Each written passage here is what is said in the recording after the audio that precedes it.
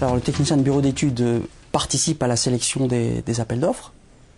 Il dépouille l'appel d'offres du client, le cahier des charges, il fait son analyse et à l'issue de cette analyse, il fait une étude de prix, un chiffrage et il propose un prix au client. Là, c'est une cuisine collective.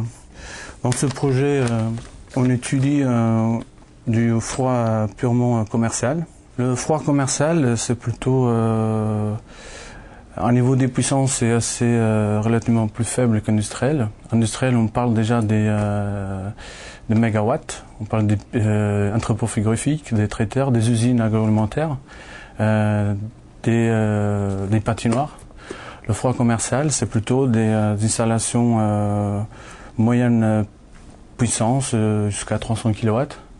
Et on fait surtout de GMS, de surface, hypermarché, petites commerciales et café, bar, restaurant aussi. Tout ce qui tourne autour de la réfrigération est soumis à une forte réglementation.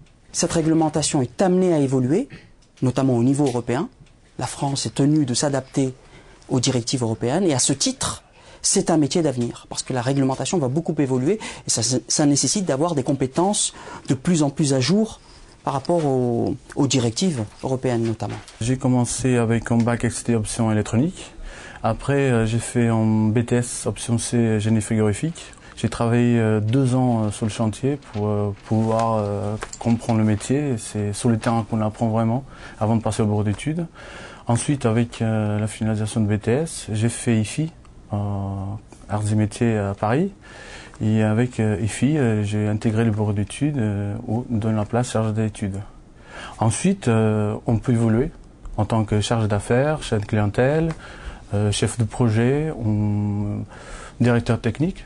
C'est une filière où vous ne trouvez jamais de chômeurs, hein. Tout le monde est au travail et nous sommes nous-mêmes en permanence en recherche de nouvelles compétences, de nouveaux collaborateurs et nous avons nous-mêmes du mal à trouver des collaborateurs dans la filière du froid.